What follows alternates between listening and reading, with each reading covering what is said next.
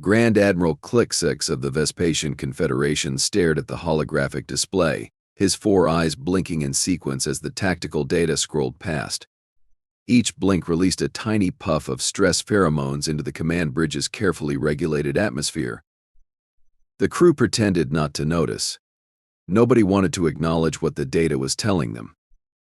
"So," Klixx said, his voice carrying that special tone of sarcasm that only a military officer with 37 cycles of service could perfect.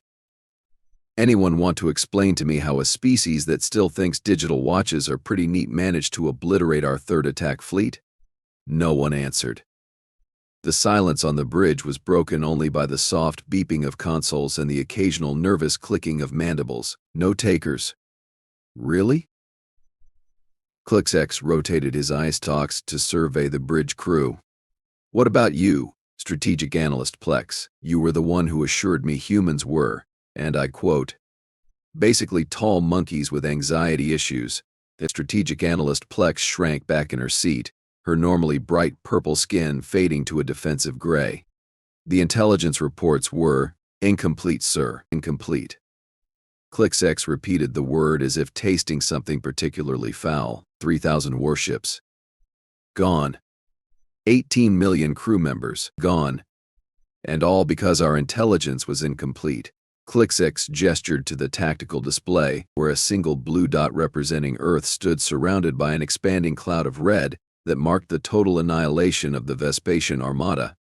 "They use their moon as a weapon, sir," Plexx said quietly. "Who turns their moon into a giant railgun? What kind of species even thinks of that?" Communications Officer Zepp raised a tentacle. "Sir, the humans are broadcasting again. All frequencies, all languages we've ever used." "Of course they are." Klixx sighed, a sound like steam escaping a pressure valve. "Put it on the main screen. Let's see what the monkeys have to say for themselves." The holographic display shifted, and a human appeared. She was utterly unremarkable by their standards. Just 2 eyes, no scales, and that strange fur on top of her head that humans seemed so proud of. The recording quality was crisp enough that Klixx could count the pores on her face if he wanted to, which he absolutely did not. "This is Admiral Plea Gupta of the United Earth Defense Force," the human said, her tone infuriatingly calm. "Your attack on our solar system has been neutralized. Bekatsa. Your remaining forces are being tracked and will be intercepted if they approach any human settlement. We are, however, prepared to discuss terms for a cessation of hostilities." Klixx made a gesture that would get him ejected from polite Vespasian society. The audacity. "They destroy our fleet and then offer us terms, as if we're the aggressors here." Lieutenant Klixx cleared his throat. "A complicated process involving 3 separate air sacs. Well, sir, technically we did invade their system without warning. That's how first contact works, Klixx. You show up with overwhelming force. The primitive species surrenders and everyone gets to go home without messy conflicts. It's the civilized approach." "They didn't seem to get that memo, sir," Zepp muttered, then immediately pretended to be very busy with her console when Klixx swiveled an eye stalk in her direction. The human was still talking. "We recognize that resources in this sector may be limited, and we are open to discussing trade agreements that would be mutually beneficial. Violence is unnecessary." "Trade agreements." Klixx's upper arms crossed while his lower arms drummed on the command console. "We don't need their resources. We need their planet. There are 8 billion humans infesting that blue marble. Where does she suggest we put them?" "Maybe we could just ask for a continent?" suggested Plexx, her color returning slightly. "The cold one at the bottom, perhaps. Humans don't seem to use it much." "You want us, the mighty Vespasian Confederation, conquerors of 13 systems, to beg for Antarctica?" Klixx's voice reached a pitch that made several bridge officers' auditory membranes contract protectively. "Better than being the ex-conquerors of 13 systems, sir," Klixx pointed out. "The High Council won't be pleased about losing a third of our military capacity in a single engagement." Klixx deflated slightly, all 4 eyes blinking simultaneously in defeat. The combined pheromone release made an ensign near the back of the bridge pass out. "Fine. Zepp, prepare a response. Tell the humans we're," he almost choked on the word, willing to negotiate, and the High Council, sir. Klixx prompted. I'll inform them after we've secured some kind of face-saving arrangement. Klixx waved a dismissive hand. Perhaps we can claim we were just testing human military capabilities all along. A training exercise that got out of hand, with 3,000 warships, sir. Klixx asked dubiously. We're very committed to training excellence. Klixx snapped. As the crew busied themselves preparing the response, Klixx retreated to his private strategy chamber. Once alone, he activated his personal terminal and pulled up the complete human intelligence file. The data was, as Klixx had said, woefully incomplete. Most of it focused on human biology and technology, with precious little about their psychology. One report caught his eye, a cultural analysis compiled by Professor Klixx, the Confederation's foremost xenoanthropologist. Humans. Klixx read aloud, exhibit several behavioral paradoxes that defy conventional classification. They are simultaneously the most cooperative and most competitive species encountered to date. They will fight among themselves over the most trivial matters, yet unite instantly against external threats. They have no natural weapons, yet have developed artificial ones capable of destroying their own planet several times over. They fear death intensely but will sacrifice themselves without hesitation for abstract concepts like freedom or love. Klixx continued reading, his sense of unease growing with each paragraph. Most concerning is their response to being underestimated. Unlike rational species that exploit such errors privately, humans appear to take personal offense at being undervalued and will go to extraordinary lengths to prove their capabilities, often at great cost to themselves. Well, that explains a lot, Klixx muttered, closing the file. The communication panel on his desk chimed. Admiral, Zepp's voice announced, we've received a response from the humans. They're sending a diplomatic vessel to meet us at the edge of their system. They're requesting that you personally attend. Me? They want me to leave my command ship and meet them on their vessel? That's absurd. Actually, sir. Zepp sounded uncomfortable. They're offering to come to us, a single ship, minimal weapons. Just diplomats and necessary crew. Klixx paused. This wasn't standard protocol for a defeated species. They're coming here? To my ship? Yes, sir. They say it's a gesture of good faith, or a suicide mission. Klixx muttered. Scan their vessel thoroughly when it arrives. If anything looks suspicious, I want it blown out of space immediately. Understood, sir. Klixx ended the communication and stared out the viewport at the distant speck of light that was Earth. What game were these humans playing? If they had the power to destroy his fleet, why offer diplomacy now? They could simply demand surrender. Perhaps they were more alien than he had realized. 3 solar days later, the human diplomatic vessel arrived. It was small by Vespasian standards, sleek in gunmetal gray with the letters UN Ambassador emblazoned on its hull in multiple languages, including, impressively, irascible Vespasian script. No weapons detected beyond standard point defense systems, sir, reported Klixx as the vessel approached. Life signs consistent with human baseline, plus some smaller signatures that may be domesticated animals. They brought pets to a diplomatic meeting. Klixx was incredulous. Humans have strong emotional attachments to certain animals, sir, Klixx interjected. The intelligence files suggest these pets serve some psychological function. How quaint, Klixx said dryly. Ensure the docking bay atmosphere is adjusted to human requirements. And Klixx, have a security team ready, polite but vigilant. Yes, sir. Klixx straightened his ceremonial armor and steeled himself for what would undoubtedly be the most humiliating diplomatic encounter of his career. Who knew that some backwater species on the spiral arm would be the ones to break the Confederation's undefeated streak? The human ship docked with precision that Klixx grudgingly had to admire. Their technology might be less advanced in many areas, but their piloting skills were excellent. As the airlock cycled, Klixx positioned himself at the head of the welcoming party, flanked by his senior officers and a discreet security detail. The doors slid open to reveal 3 humans, 2 females and 1 male, by their appearance. The central figure stepped forward. She was the same human from the broadcast, Admiral Gupta. In person, she was shorter than Klixx had imagined, barely reaching the chest plates of his armor.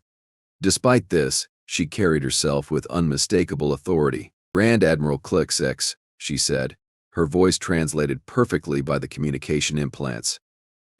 Thank you for agreeing to this meeting. I am Admiral Plea Gupta.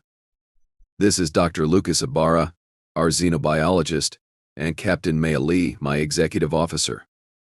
Klixx performed the minimally acceptable greeting gesture. Welcome aboard the Indomitable Conquest, flagship of the Vespasian Third Fleet. He paused, then added stiffly, or what remains of it. Admiral Gupta's face underwent one of those subtle human expressions that the intelligence files had failed to categorize properly. Was it amusement? Sympathy? Contempt? Impossible to tell.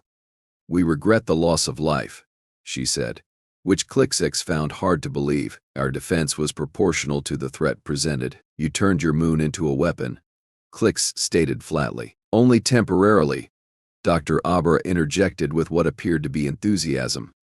The lunar mass driver is designed to return to standard orbit once activated. Quite an engineering challenge, actually, Lucas, Admiral Gupta said quietly, and the scientist fell silent. Perhaps we should continue this discussion somewhere more comfortable, Captain Lee suggested, her eyes scanning the docking bay with professional interest. Of course, Klixx agreed, trying to match their composure. We've prepared a conference room with suitable environmental conditions. As they walked through the corridors of the Indomitable Conquest, Klixx noticed how the humans observed everything with keen interest but without obvious fear.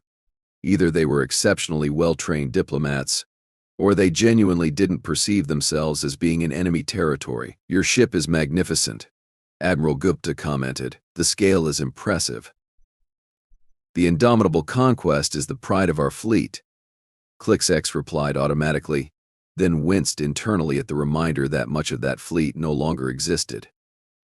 Was the pride of your fleet, corrected Dr. Abra, earning himself a sharp look from Captain Lee. What my colleague means, Captain Lee said smoothly, is that we're hoping our discussions today will make military posturing unnecessary in the future.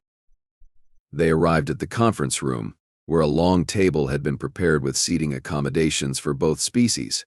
Refreshments suitable for human consumption had been synthesized based on the intelligence files. As they took their seats, Klixx noticed a small container attached to Admiral Gupta's belt. Following his gaze, she smiled and detached it. I hope you don't mind, she said, but I brought someone who might help facilitate our understanding. She opened the container, and a small creature emerged, a mammal with 4 legs, a tail and fur in multiple colors. This is Tesla, Admiral Gupta explained as the creature climbed onto her shoulder. A cat. They've been human companions for thousands of years. Klixx stared at the cat in bewilderment. It stared back with an expression of such profound indifference that he almost felt insulted. You brought this creature to a diplomatic negotiation? He asked. Cats have excellent judgment of character, Admiral Gupta said with complete seriousness. And they help us think more clearly. Klixx looked at his officers, who appeared equally mystified. Was this some kind of psychological warfare? A power move? Or were humans genuinely this eccentric? Let's get to the point, shall we? Klixx said, deciding to ignore the small furry diplomat. You've destroyed a significant portion of our military capability. Conventional wisdom would suggest you press your advantage and demand our surrender. Instead, you're here, talking about trade agreements. Why? Admiral Gupta leaned forward, her face becoming more serious. Because conventional wisdom led you to attack us without provocation, and look how that turned out. The cat on her shoulder yawned, displaying an impressive array of small but sharp teeth. Humanity doesn't want war, Admiral Klixx. We never have. But make no mistake, we will defend ourselves with everything we have, and that's quite a lot, Captain Lee added quietly. The lunar mass driver was just one system, Admiral Gupta continued. We have others. Many others. But we prefer to use our technology for exploration and discovery, not destruction. Klixx felt a chill run through his exoskeleton. Are you threatening us? Not at all. Admiral Gupta smiled, and the expression didn't reach her eyes. I'm explaining why diplomacy is in everyone's best interest. The cat jumped down onto the conference table and began walking toward Klixx with deliberate steps. He fought the urge to recoil. What is it doing? He asked, watching the creature's slow approach. Dr. Ibarra grinned. Tesla is deciding whether she likes you, and this matters because… It matters, Admiral Gupta said. Because we tend to trust Tesla's judgment. If she decides you're trustworthy, our negotiations will proceed much more smoothly. The cat reached Klixx and sniffed at his armor. Then, in a move that caused the security team to tense, it leapt onto the table directly in front of him and sat down, staring into his 4 eyes with its 2. Well, said Admiral Gupta, looking genuinely surprised, that's interesting. That's interesting. The standoff between Grand Admiral Klixx and Tesla the cat stretched into what felt like eternity. 4 alien eyes locked with 2 feline ones in a silent battle of wills that had the entire room holding their breath. Then Tesla did something unexpected. She purred. The sound vibrated across the conference table, causing Klixx's sensitive auditory membranes to tingle pleasantly. Without thinking, he extended one of his upper limbs toward the small creature. I wouldn't, if I were you, Dr. Ibarra warned. Too late. Tesla sniffed Klixx's appendage, then rubbed her head against it, leaving tiny hairs stuck to his exoskeleton. She likes you, Admiral Gupta said, sounding genuinely surprised. That's unusual for first meetings. Klixx found himself oddly pleased by this information. Your judgment assistant has good taste, he said, attempting to maintain his dignity while a small furry mammal now circled his arm like it was territory to be claimed. Captain Lai cleared her throat. Perhaps we should proceed with the negotiations while Tesla continues her diplomatic assessment. Yes, of course, Klixx agreed, reluctantly withdrawing his arm. The cat gave him a look that he could have sworn contained disappointment. You mentioned trade agreements? Admiral Gupta nodded. Opening a datapad, humanity has reviewed what little we know of the Vespasian Confederation. We understand you control 13 systems, all with similar astrophysical properties to your homeworld. 14 systems, Klixx corrected automatically. We annexed the Proxima Centauri system last cycle. The 3 humans exchanged glances. That would be our neighboring system. Captain Lee said carefully. We have a research outpost there. Klixx blinked all 4 eyes in sequence. Impossible. Our scouts reported no intelligent life. The outpost is designed to blend with the natural environment, Dr. Ibarra explained, in minimal impact research protocols. We've been studying the ecosystem there for decades. A horrifying thought occurred to Klixx. You've been watching us? All this time? Not specifically, Admiral Gupta assured him, but we were aware of other spacefaring civilizations. We've been quietly observing several species. For how long? Klixx demanded, his voice rising enough that Tesla flattened her ears. Approximately 70 of your cycles, Dr. Ibarra answered. Our first faster-than-light probe was launched in the Earth year 1972. Quite primitive by current standards, but it established that we were not alone. Klixx felt as if the artificial gravity had been turned off. 70 cycles? Humans had been in space nearly as long as the Vespasian Confederation, and they had done it while keeping themselves hidden. Why not announce yourselves? He asked. Join the Galactic community? Admiral Gupta stroked Tesla, who had returned to her side of the table. We observed how that community operates. Admiral, the strong conquer the weak. Resources are taken, not shared. Species are subjugated, not uplifted. She looked directly at him. Would you have welcomed us as equals? The question hung in the air, and Klixx found he could not answer honestly without admitting a truth that shook the foundation of his worldview. So you hid, he said instead. Built weapons in secret, turned your moon into a planet killer. We prepared, Captain Lai corrected. There's a difference, and not just weapons. Dr. Ibarra added eagerly. We've developed technologies in areas your Confederation seems to have overlooked. Biological interfaces, quantum communication, consciousness transfer, Lucas. Admiral Gupta cut him off again with a warning glance. Too late. Klixx had caught the implications. You have technology we don't. That's difficult to believe. Different priorities lead to different innovations, Captain Lee said diplomatically. Our proposal is simple. We share our unique developments, you share yours. Both our civilizations benefit without the need for conquest. Klixx's mind raced. If they were telling the truth, such an arrangement would be worth far more than a single conquered planet. The High Council would be furious about the military losses, but if he returned with unprecedented technological advances as a peace offering, what guarantee do I have that this isn't a deception? He asked. You could be exaggerating your capabilities to force favorable terms. Admiral Gupta nodded to Dr. Abara, who withdrew a small device from his pocket and placed it on the table. It was a simple cube, dull gray and unremarkable. A demonstration, Dr. Abara said. Touching the cube, it hummed to life, projecting a holographic display unlike anything Klixx had seen. Instead of the blue-tinted, slightly fuzzy projections of Vespasian technology, this was solid-looking, vibrant with colors that seemed to have physical presence. This is a quantum hologram, Dr. Abara explained. The projection exists simultaneously in multiple probability states until observed, allowing for perfect resolution, regardless of viewing angle. The hologram showed a three-dimensional map of what Klixx recognized as Vespasian territory, with detailed information about each system, including several classified military installations. How did you get this information?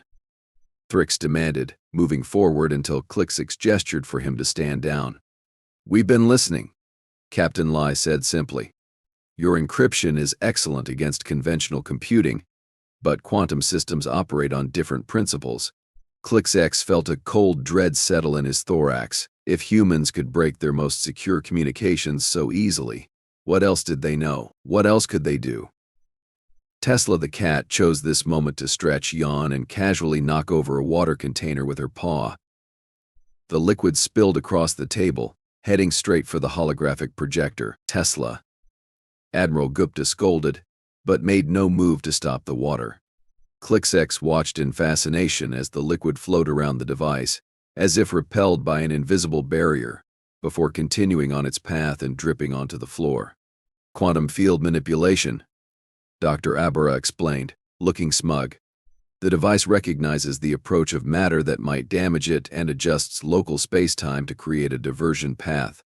That's impossible, Plexx whispered from behind Klixx. The energy requirements alone would be prohibitive using conventional power sources. Dr. Abara finished for her. Yes. We don't use conventional power sources. Admiral Gupta raised a hand to silence her scientist.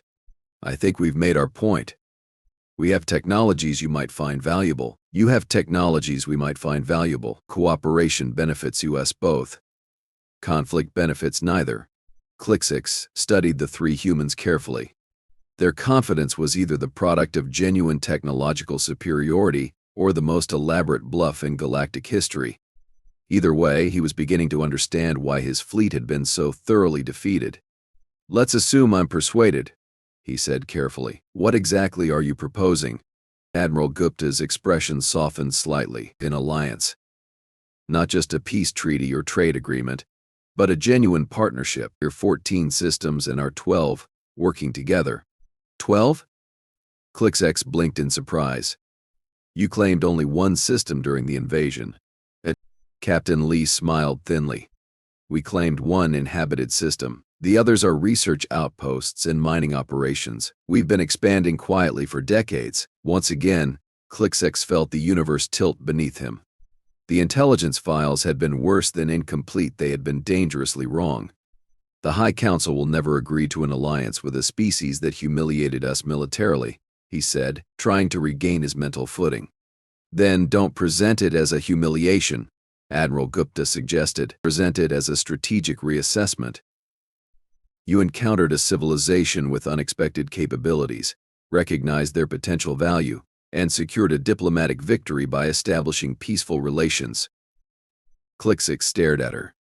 You've studied our political structures. of course, Captain Lee said. Just as I'm sure you would have studied ours had you bothered to look for them before attacking. The barb stung, but Klixx could hardly deny its accuracy. There's something else, Admiral Gupta said, her tone becoming more serious. Something that makes this alliance more than just politically expedient. She nodded to Dr. Ibarra, who adjusted the holographic display.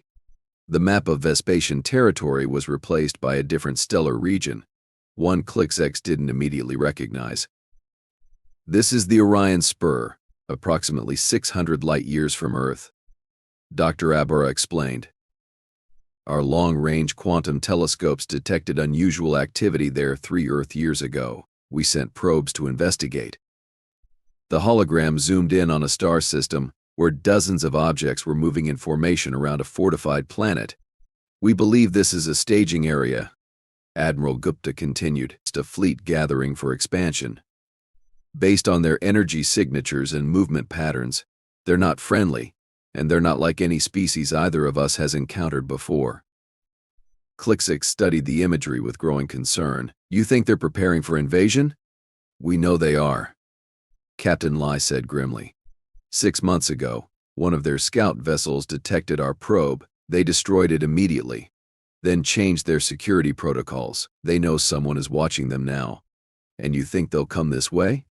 Klixx asked. We know they will, Admiral Gupta confirmed. Their fleet has already begun moving toward the Galactic West, directly toward both our territories.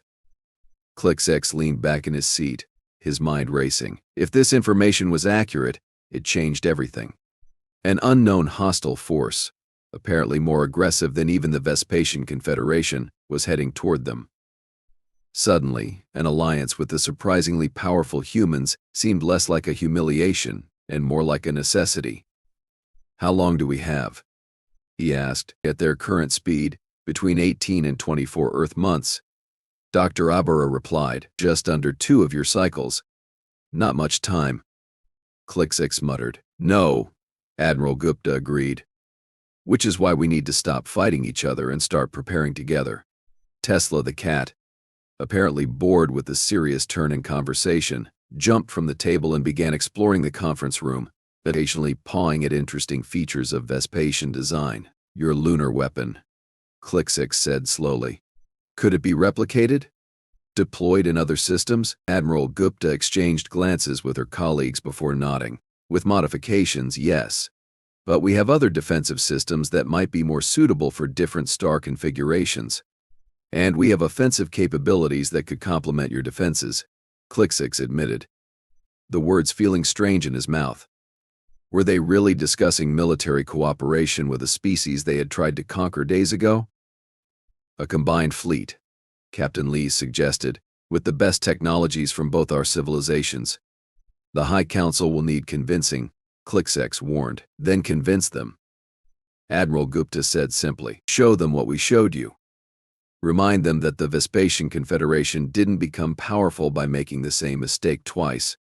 Tesla returned to the table and imperiously demanded attention from Klixx by headbutting his arm. Absently, he stroked the creature's fur, finding the texture and warmth oddly comforting. You planned this, didn't you? He asked suddenly, looking directly at Admiral Gupta, not just the diplomatic meeting. Everything. You let us detect Earth. You let us think you were defenseless. You wanted us to attack so you could demonstrate your power without seeming aggressive.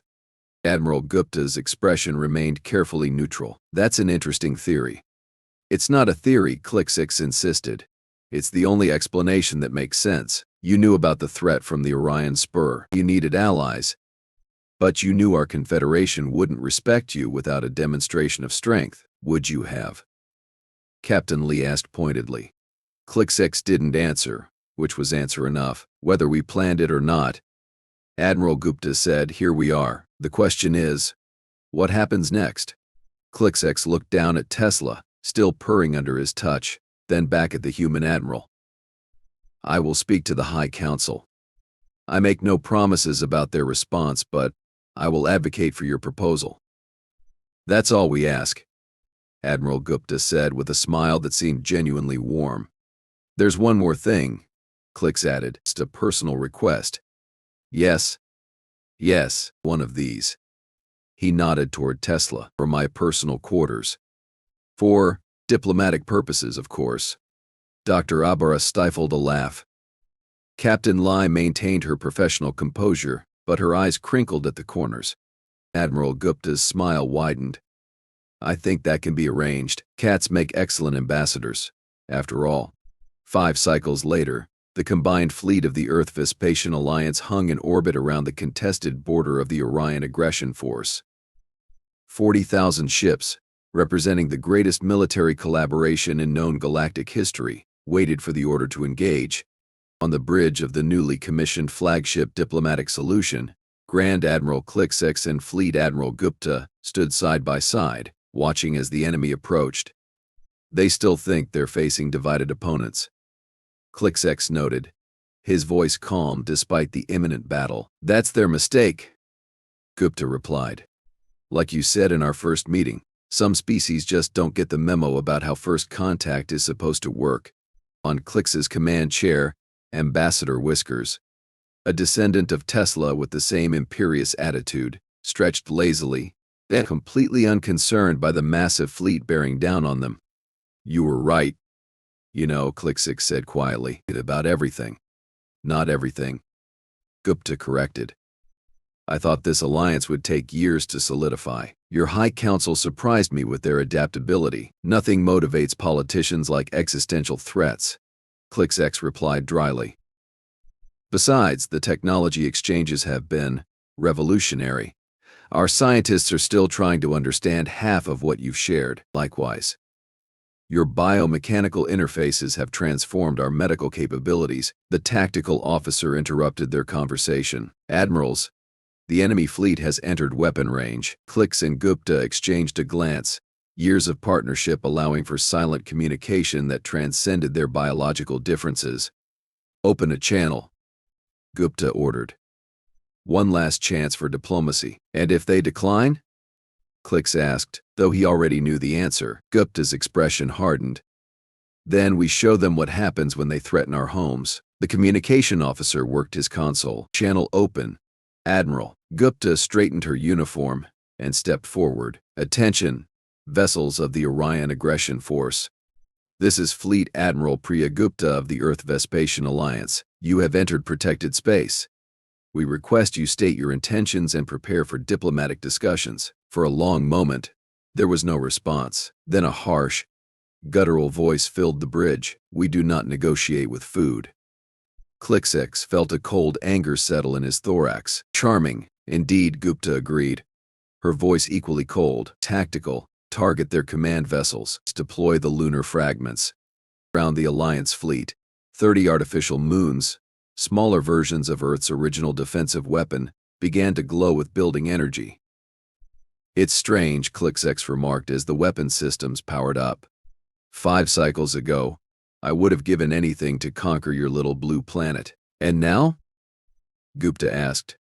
Klixx gestured to the view screen, where the combined might of 2 formerly hostile civilizations prepared to defend their shared territory. Now I'm just grateful we found each other before they found us. Ambassador Whiskers chose that moment to stand, arch her back, and emit a loud, demanding meow. I think she's suggesting we get on with it, Gupta observed with a smile. She's as impatient as her ancestor, Klixx agreed. He raised his voice. All vessels, prepare to engage. Defensive formations as planned. As the massive fleets moved toward their inevitable clash, Klixx reflected on how a desperate plea sent to a supposedly primitive species had resulted not in the conquest he'd expected, but in something far more valuable, an alliance that had transformed both their civilizations. And it had all started with a cat. You know, he said to Gupta as the first shots were fired, I still don't understand why they purr. Gupta laughed, a sound Klixx had come to appreciate over their years of cooperation. Admiral, some mysteries of the universe are better left unsolved. As the lunar fragments released their devastating energy toward the enemy fleet, Klixx couldn't help but agree. Some things, like why humans had such attachment to small furry creatures, or how a failed invasion could lead to the most powerful alliance in galactic history, it defied logical explanation. And perhaps that was the most valuable lesson the Vespasian Confederation had learned from humanity. Sometimes, the universe worked in ways that made absolutely no sense until, suddenly and all at once, it made perfect sense. For the Alliance, Klixx said formally. Gupta nodded, her eyes fixed on the battle unfolding before them. For the Alliance. Ambassador Whiskers, unimpressed by their sentiment, simply purred.